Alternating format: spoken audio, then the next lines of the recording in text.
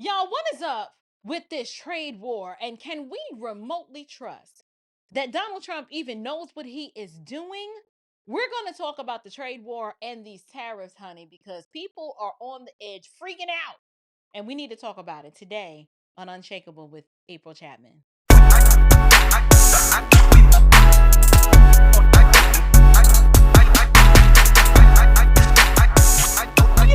You guys, welcome to Unshakable with April Chapman, where we discuss all things social, cultural, political, and theological from a biblical perspective. You guys, today we need to have a common sense, conservative conversation, and I decided that we should dive into a topic that's got the global economy shaking in its boots, and that is this current U.S. trade war.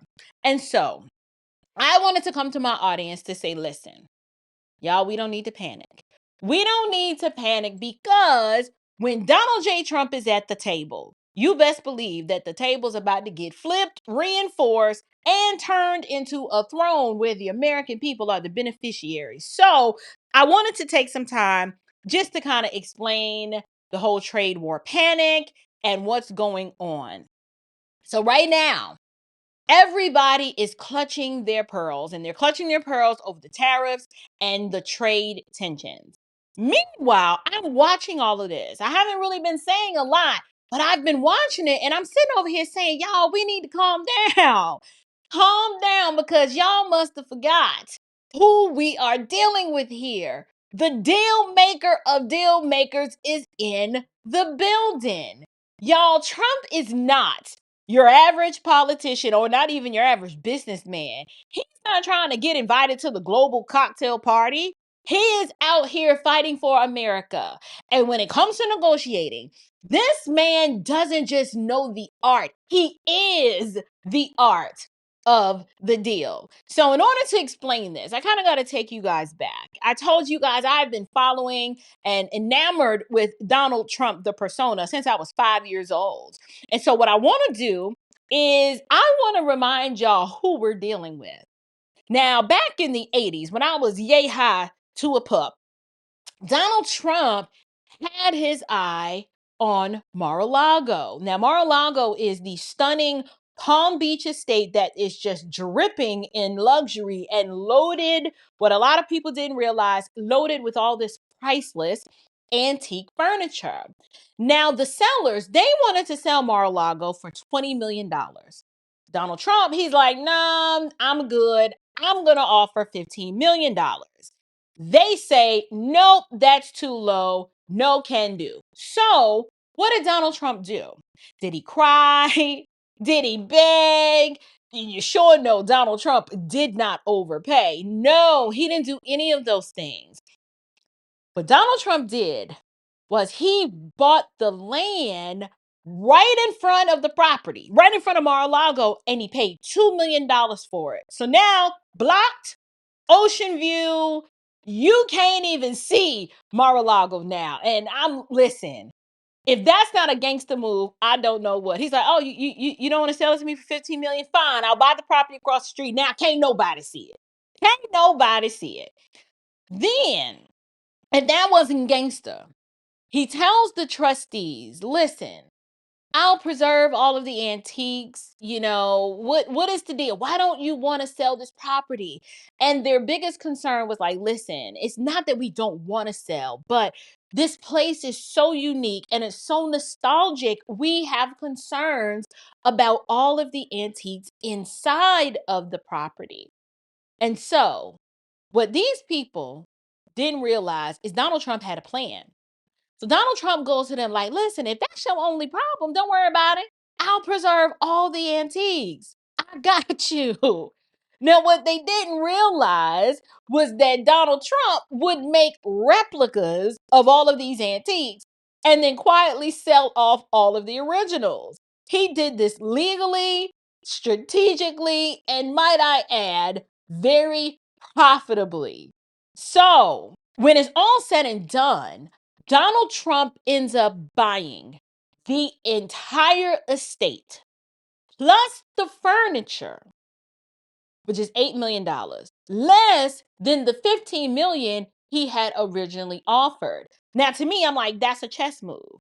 That is what a real estate kung fu does. That's exactly the kind of negotiating brain that you want on your side when your nation is in the middle of a trade war. So let's fast forward to 2025. How do we apply his negotiating prowess to this trade war? Well, the media, they're freaking out about Trump's tough trade stances. They're like, China, and we don't need to do this, and it's causing, instability. Listen, China's rattled. Okay, China's rattled. Europe is irritated. But let me tell you what is actually happening. What you guys fail to understand is that Donald Trump is doing this because he realizes that he has to protect American workers. You know, those jobs that Obama said was never coming back and they weren't even interested in protecting the American worker? Yeah, Donald Trump is for that guy. Donald Trump is calling out decades of bad deals, and he's making it painstakingly clear. This is not charity. This is commerce. And in the game of commerce, if you want access to the American market, you better come correct and put some respect on our name. He's not out here trying to be liked where everybody's just weaving, saying, oh my gosh, we love you. No, he is trying to be respected as the commander in chief and as the leader of the free world, which in turn means Americans will be respected. But guess what? Believe it or not, I'm a Christian content creator. I know y'all don't like when I talk about this politics, but there is a biblical precedent to kind of explain exactly what Trump is doing.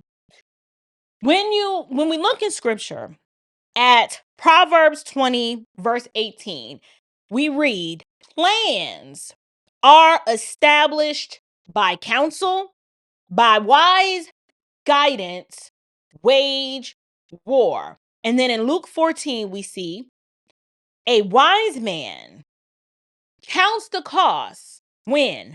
Before going to battle. Please believe it. Donald Trump has counted the cost. Even as a pagan, if you believe he's a Christian or you believe he's a pagan, however you want to look at this, there is a wise proverb that can explain exactly what a person who is savvy in business dealings, what Trump is doing. Trump is counting the cost. He is taking the hits if necessary, not worrying about what people are saying. He is waiting out the storm. He is building leverage for the country. And then when the time is right, he strikes the deal. Y'all, what we are seeing with this trade war, this is not recklessness. This is strategic dominance, and it is exactly what America needs. So when people get nervous and they're like, April, what if this trade war backfires and we're all eating beans and rice? Listen, all you got to do is, I'm telling you, trust the track record. Y'all, this man turned a rejected offer into a luxury real estate deal with change left in his pocket. Right? Like, he's not just playing the game, he is rewriting the whole rule book. And if you are smart and if you even have an entrepreneurial spirit, you will pay attention and learn the cheat code. America doesn't need a nice guy at the table right now. We had that. We had Joe, right? We had Uncle Joe, Grandpa Joe. Joe was nice, but y'all, we need a closer. But we need a master negotiator. And Trump, yes, he is closing deals as it relates to the American people. And he is doing it with the same fire that he brought to Mar-a-Lago. And it is to be respected. So I just wanted to take this time to kind of give y'all some inside information as to, I've been watching Trump for a very long time, well before he was a politician. And if he proves to be the same master negotiator doing the art of the deal back then, we got to trust the process. You just got to trust the process. And so I'm curious to know, what do you guys think? If you believe that I'm on to something and that it absolutely makes sense, and if this was your first time hearing about how he acquired Mar-a-Lago Island, share this with your friends, share it with your neighbors, heck, share it with your coworkers who think that CNN is the gospel. This is about the truth about the trade war. And we should be supporting the president, not trying to support China. Because when it comes to negotiation and trade and protecting American interests, Trump's got the juice. He's got the juice, the receipts, and the results. But I do want to know what you guys think. If you're a little nervous, hey, you're a believer. You're supposed to be trusting God anyway. But is this trade war, do you believe that it's going to leave us in a better position or in a worse position long term? Let me know what you think down in the comments below. And until next time, stay bold, stay biblical, and most of all, stay unshakable. Grace and peace.